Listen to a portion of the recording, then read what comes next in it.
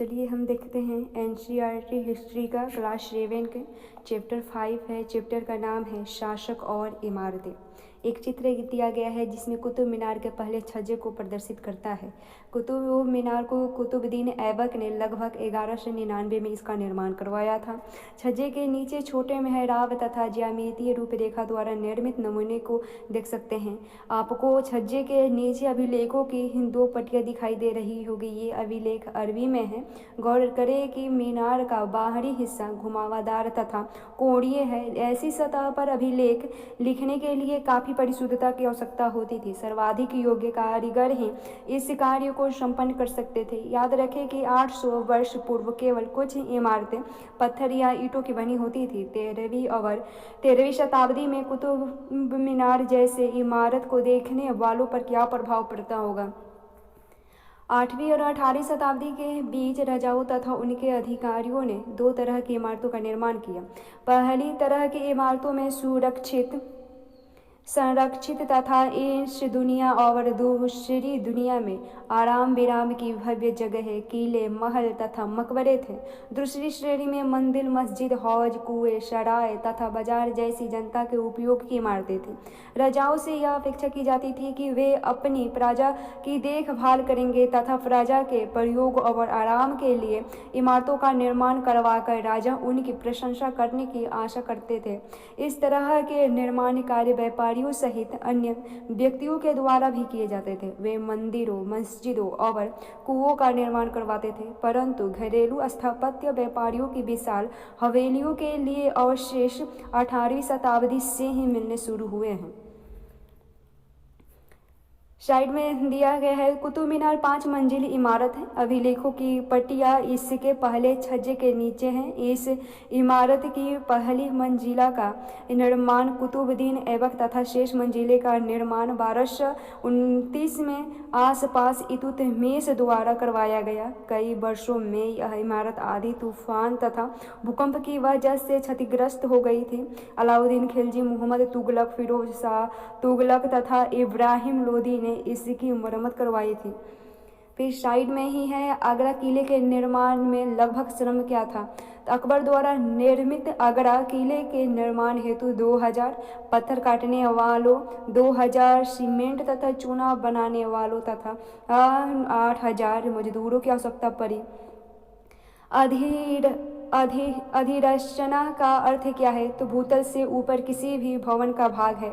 राजस्थान के बूंदी में स्थित रानी जी की बावड़ी उन 50 बावड़ियों में सबसे बड़ी थी जिसका निर्माण पानी की आवश्यकता की पूर्ति के लिए किया गया था।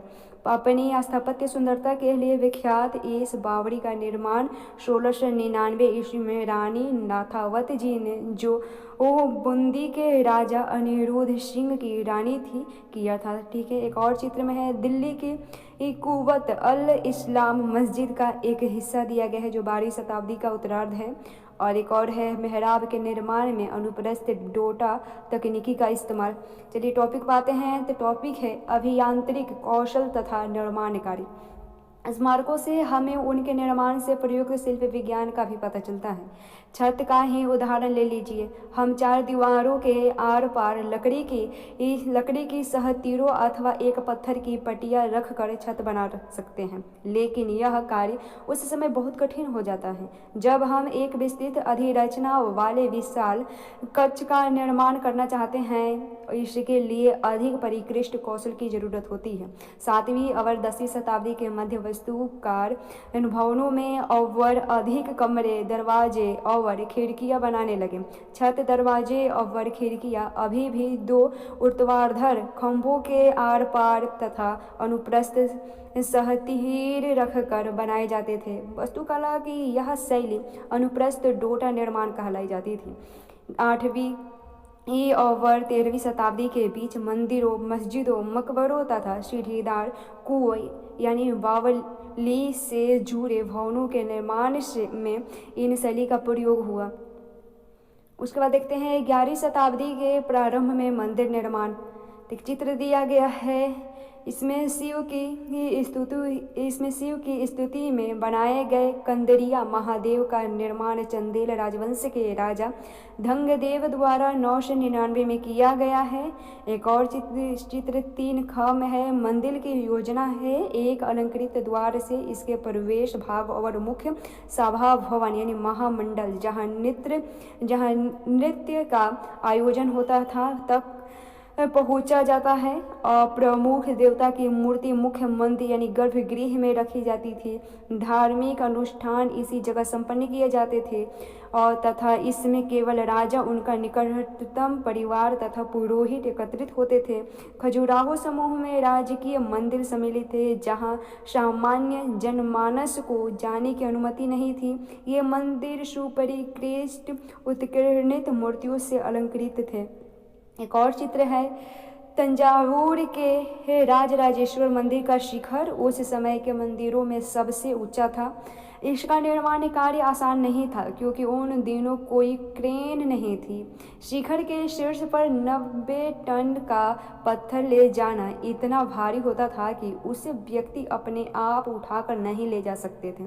इसलिए इस काम के लिए वास्तुकारों ने मंदिर के शीर्ष तक पहुंचने के लिए चढ़ाईदार रास्ता बनवाया। रोलरों द्वारा भारी पत्थरों को इस रास्ते से ऊपर ले जाया गया होगा। इस काम के लिए 4 किलोमीटर से ज़्यादा लंबा पथ तैयार किया जाता होगा जिससे चढ़ाई बहुत खड़ी न हो सके। मंदिर बन जाने के बाद इसे गिरा दिया गया होगा, लेकिन उस क्षेत्र के लोगों ने मंदिर निर्माण के अनुभव को काफ़ी लंबे समय तक याद रखा। आज भी मंदिर के पास के एक गांव को चारुपल्लम कहा जाता है जिसका शाब्दिक अर्थ है चढ़ाईदार रास्ते का गांव।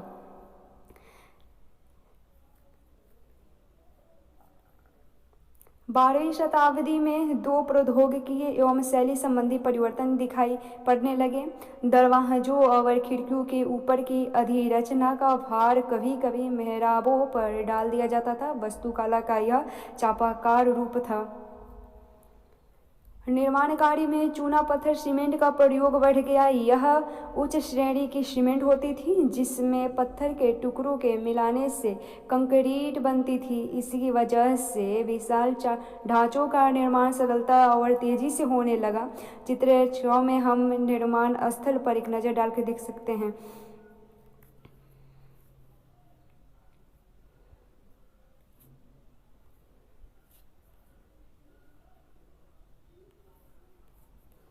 फिर साइड में दिया गया है 2 मंदिरों के शिखरों में आप अंदर क्या कर सकते हैं। फिर है मेहराब का विशुद्ध रूप। मेहराब के मध्य में डांट अधिरचना के भार को मेहराब की आधारशिला पर डाल देती है। और फिर साइड में है मेहराब का विशुद्ध रूप। लाई दरवाजे का मेहराब प्रारंभिक 14वीं सदी में हुआ था। कुव्वत अल इस्लाम मस्जिद दिल्ली में। उसके बाद एक और है आगरा किले में जल द्वार निर्माण को दिखाती है। एक चित्रकारी इसे अकबरनामा से लिया गया है। फिर टॉपिक पे आते हैं मंदिरों मस्जिदों और हौजों का निर्माण। मंदिरों और मस्जिदों का निर्माण बहुत सुंदर तरीके से किया जाता था क्योंकि वे उपासना के स्थल थे। वे अपने संरक्षक की शक्ति धन वैभव तथा भक्ति भाव के भी प्रदर्शन करते थे। उदाहरण के लिए राजराजेश्वर मंदिर को लिया जा सकता है। एक अभिलेख से इस बात का संकेत मिलता है कि इस मंदिर का निर्माण राजा राजदेव ने अपने देवता राजराजेश्वरम की उपासना करने हेतु किया। ध्यान दे कि राजा और उसके देवता के नाम काफ़ी मिलते जुलते हैं। राजा ने इस तरह का नाम इसलिए रखा क्योंकि यह नाम मंगलकारी था और राजा स्वयं को ईश्वर के रूप में दिखाना चाहता था। धार्मिक अनुष्ठान के जरिए मंदिर में एक देवता यानी राजा राजदेव दूसरी देवता राजा राजेश्वरम का सम्मान करता था। सभी विशालतम मंदिरों का निर्माण राजाओं ने करवाया था। मंदिर के अन्य लघु देवता शासक के सहयोगियों तथा अधीनस्थों के देवी देवता थे। यह मंदिर शासक शासक और उसके सहयोगियों द्वारा शासित विश्व का एक लघु रूप ही था। जिस तरह से वे राजकीय मंदिर में इकट्ठे होकर अपने देवताओं की उपासना करते थे, ऐसा प्रतीत होता था कि मानो उन्होंने देवताओं के न्यायप्रिय शासन को पृथ्वी पर ला दिया गया हो।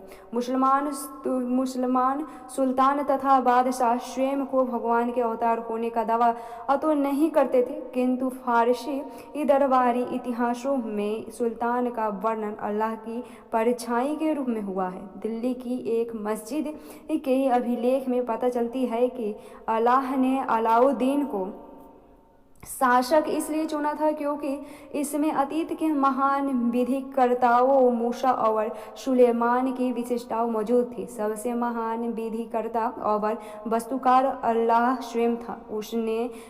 उसने अव्यवस्था को दूर करके विश्व का सृजन किया तथा एक व्यवस्था और संतुलन कायम किया। सत्ता में आने पर प्रत्येक राजवंश के राजा ने शासक होने के अपने नैतिक अधिकार पर और जोर डाला। उपासना के स्थान के निर्माण के शासकों को ईश्वर के साथ अपने घनिष्ठ संबंध की उद्घोषणा करने का मौका दिया। ऐसी उद्घोषणा तेजी से बढ़ती राजनीति के संदर्भ में महत्व ग्रहण कर लेती थी। शासकों ने विद्वान तथा धर्मनिष्ठ व्यक्तियों को भी आश्रय प्रदान किया और अपनी राजधानियों तथा नगरों को महत्वपूर्ण सांस्कृतिक केंद्रों के रूप में परिवर्तित करने का प्रयास किया। इन शब्दों में उनके शासन तथा राज्य को ख्याति मिली। व्यापार समझ यह थी कि न्यायप्रिय राजा का राज ऐसा होगा जहाँ खुशहाली होगी और जहाँ पर्याप्त वर्षा होगी। इसी तरह हौजों और जलाशयों के निर्माण द्वारा बहुमूल्य पानी उपलब्ध कराने के एक कार्य की ही बहुत प्रशंसा की जाती थी। सुल्तान इल्तुतमिश ने दिल्ली कुहना के एकदम निकट एक विशाल तालाब का निर्माण करके व्यापार सम्मान प्राप्त किया। इस विशाल जलाशय को हौज सुल्तानी अथवा राजा का तालाब कहा जाता था। क्या आप इसे अध्याय 3 के मानचित्र में देख सकते हैं या ढूंढ सकते हैं। शासक प्रायः सामान्य लोगों के लिए बड़े और छोटे हौजों और तालाबों का निर्माण करवाते थे। कभी कभी वे किसी मंदिर, मस्जिद अथवा गुरुद्वार यानी सिखों के एकत्रित होने के उपासना का स्थान का हिस्सा होते थे। उसके बाद साइड में दिया है, देखते हैं एक शाही वास्तुशिल्प। तो मुगल बादशाह शाहजहां के इतिहासकार ने शासक को साम्राज्य और धर्म की कार्यशाला का वास्तुशिल्पी बतलाया। उसके बाद अपनी नई राजधानी शाहजहां 1650 से 56 में शाहजहां द्वारा बनवाई गई जामे मस्जिद की योजना है। और साइड में एक और है, जल का महत्व। फारसी शब्द आबाद और आबादी आब शब्द से निकलती है जिसका अर्थ है पानी। आबाद शब्द उस जगह के लिए इस्तेमाल होता था जहां बसावट हो। इसका एक अन्य अर्थ खुशहाली भी है। आबादी का अर्थ जनसंख्या एवं समृद्धि दोनों ही है। उसके बाद फिर टॉपिक पाते हैं, मंदिरों को क्यों नष्ट किया गया। राजा मंदिरों का निर्माण अपनी शक्ति, धन संपदा और ईश्वर के प्रति निष्ठा के प्रदर्शन हेतु करते थे। ऐसे में यह बात आश्चर्यजनक नहीं लगती है कि जब उन्होंने एक दूसरे के राज्यों पर आक्रमण किया तो उन्होंने प्रायः ऐसी इमारतों पर निशाना साधा। नवीं शताब्दी के आरंभ में जब पांड्यन राजा श्रीवल्लभ ने श्रीलंका पर आक्रमण कर राजा सैन्य प्रथम यानी उसका शासनकाल था 831 से 851 राजा सेन प्रथम को पराजित किया था। उसके विषय में बौद्ध भिक्षु और इतिहासकार धम्मकीर्ति ने लिखा है कि सारी बहुमूल्य चीजें वह ले गया। रत्नमहल में रखी स्वर्ण की बनी बुद्ध की मूर्ति और विभिन्न मठों में रखी सोने की प्रतिमाओं, इन सभी को उसने जब्त कर लिया। सिंहली शासक के आत्माभिमान को इससे जो आघात लगा था उसका बदला लिया जाना स्वाभाविक था। अगले सिंहली शासक सेन द्वितीय ने अपने सेनापति को पांड्यों की राजधानी मदुरई पर आक्रमण करने का आदेश दिया। बौद्ध इतिहासकार ने लिखा है कि इस अभिमान में बुद्ध की स्वर्ण मूर्ति को ढूंढ निकालने तथा वापस लाने हेतु महत्वपूर्ण प्रयास किए गए। इसी तरह 11वीं शताब्दी के आरंभ में जब चोल राजा राजेंद्र प्रथम ने अपनी राजधानी में शिव मंदिर का निर्माण करवाया था, तो उसने पराजित शासकों से जब्त की गई उत्कृष्ट प्रतिमाओं से इसे भर दिया। एक अधूरी सूची में निम्न चीजें सम्मिलित थी: चालुक्यों से प्राप्त एक सूर्य पीठिका, एक गणेश मूर्ति तथा दुर्गा की नई मूर्तियाँ, पूर्वी चालुक्यों से प्राप्त एक नदी मूर्ति, उड़ीसा के कलिंगों से प्राप्त भैरव यानी शिव का एक रूप तथा भैरवी की एक प्रतिमा, तथा बंगाल में पालों से प्राप्त काली की ही मूर्ति। गजनी का सुल्तान महमूद राजेंद्र प्रथम का समकालीन था। भारत में अपने अभिमानों के दौरान उसने पराजित राजाओं के मंदिरों को अपवित्र किया तथा उनके धन और मूर्तियों को लूट लिया। उस समय सुल्तान महमूद कोई बहुत महत्वपूर्ण शासक नहीं था, लेकिन मंदिरों को नष्ट करके, खास तौर से सोमनाथ का मंदिर, उसने एक महान इस्लामी योद्धा के रूप में श्रेय प्राप्त करने का प्रयास किया। मध्ययुगीन राजनीतिक संस्कृति में ज़्यादातर शासक अपने राजनीतिक बल और सैनिक सफलता का प्रदर्शन पराजित शासकों के उपासना स्थलों पर आक्रमण करके और उन्हें लूट कर करते थे।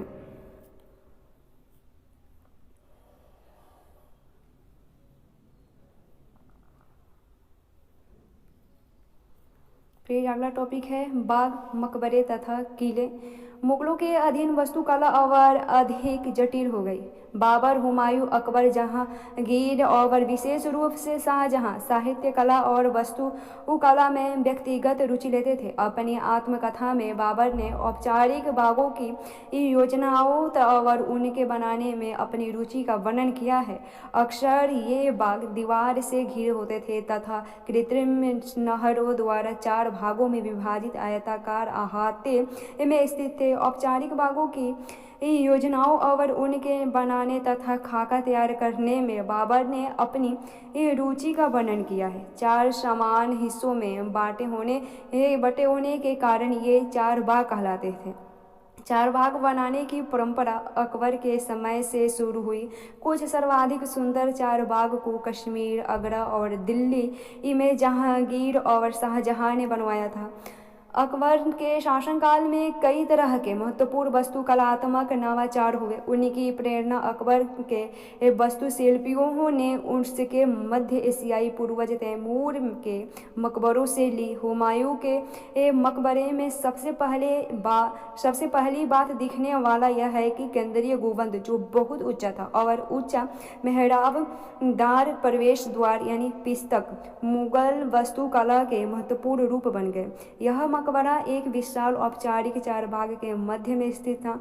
इसका निर्माण 8 वर्गों अथवा हस्त विहिस्त की परंपरा से हुआ था, जिसमें एक केंद्रीय कक्ष 8 कमरों से घिरा होता था। इस इमारत का निर्माण लाल बलुआ पत्थर से हुआ था तथा इसके किनारे सफ़ेद संगमरमर से बने थे।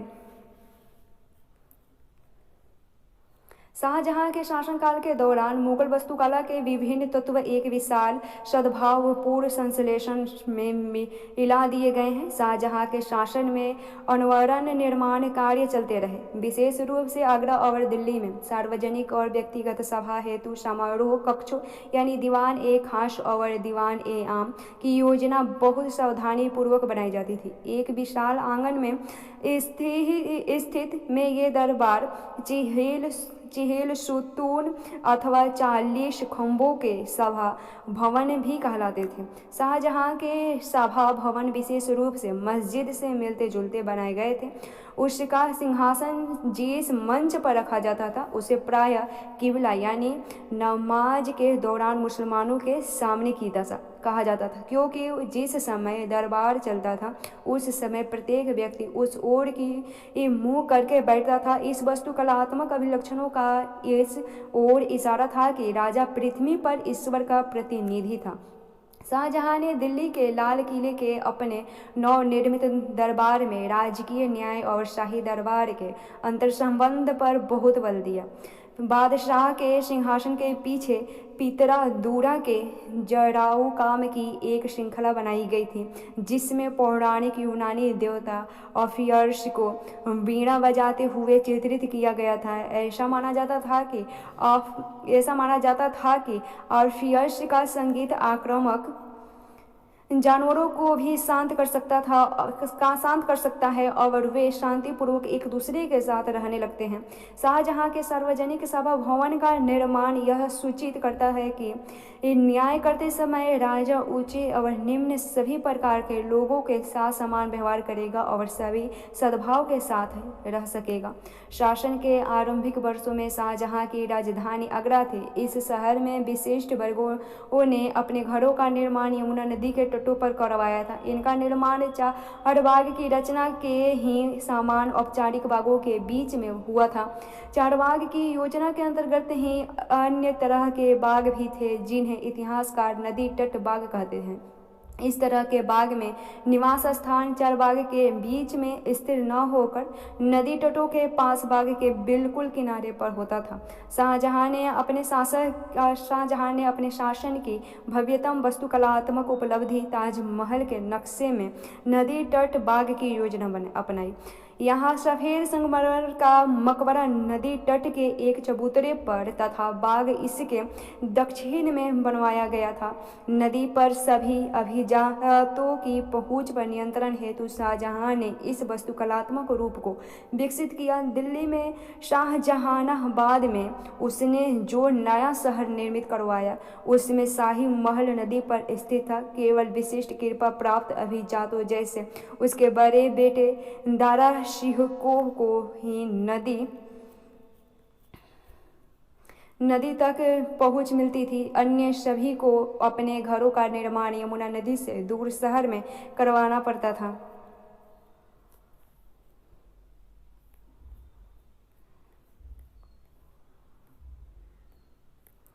फिर साइड में कुछ दिया है, देखते हैं।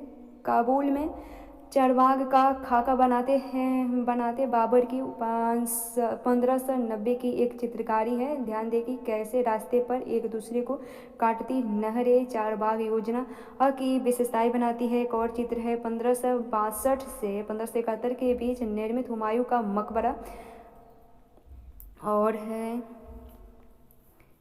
पितरादूरा क्या है तो उत्कीर्ण संगमरमर अथवा बलुआ पत्थर पर रंगीन ठोस पदार्थों को दबाकर बनाए गए सुंदर तथा अलंकृत नमूने हैं। एक चित्र है आगरा का ताजमहल, जिसका निर्माण 1643 में पूरा हुआ था।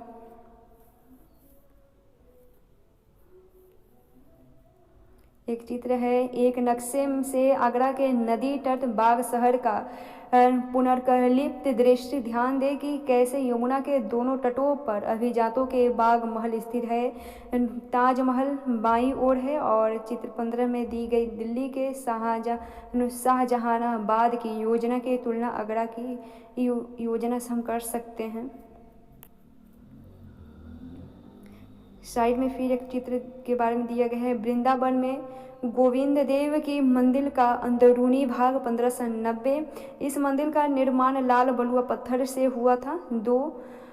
यानी 4 में से प्रतिच्छेदित मेहराबों पर ध्यान दें, जिसमें इसकी ऊंची भीतरी छत की निर्माण किया गया। वास्तुकला की यह शैली उत्तर पूर्वी ईरान यानी खुरासान से आई और फतेहपुर सीकरी में इसका प्रयोग किया गया।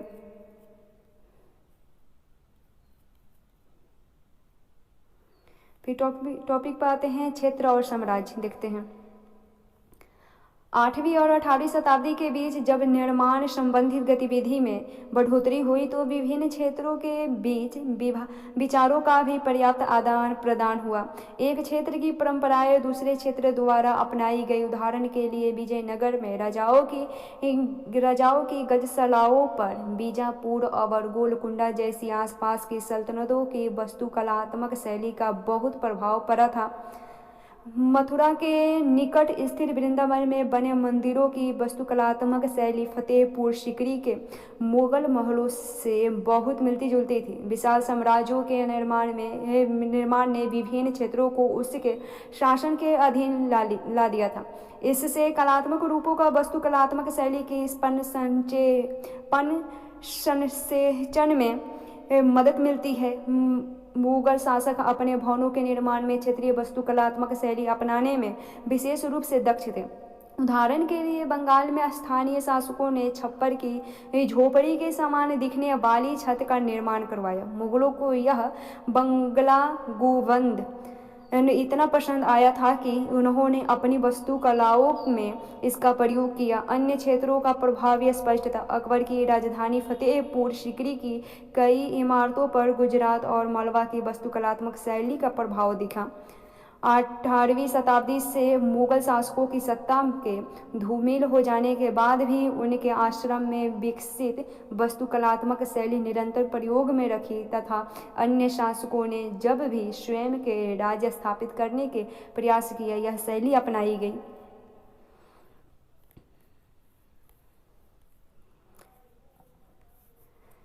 चित्र में दिया गया है फतेहपुर सीकरी के जोधाबाई महल में छत के विस्तार को संभालते अलंकृत स्तंभ तथा टेक है। ये गुजरात क्षेत्र की वास्तुकलात्मक परंपराओं से प्रभावित हैं।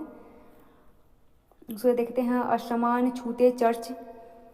तो 12वीं शताब्दी से फ्रांस में आरंभिक भवनों की तुलना में अधिक ऊंचे और हल्के चर्चों के निर्माण के प्रयास शुरू हुए। वास्तुकला की यह शैली गोथिक नाम से जानी जाती थी। इस शैली की विशिष्टताएं हैं नुकीले ऊंचे मेहराब, रंगीन कांच का प्रयोग जिसमें प्रायः बाइबल से लिए गए दृश्यों का चित्रण है तथा उड़ते हुए पुष्ते हैं। दूर से ही दिखने वाली ऊंची इमारतों और घंटी वाले बुर्ज बाद में चर्च से जुड़े। इस वास्तुकलात्मक शैली के सर्वोत्कृष्ट ज्ञात उदाहरणों में से एक पेरिस का नॉटेरडम चर्च है। 12वीं और 13वीं शताब्दी के कई दशकों में इसका निर्माण हुआ।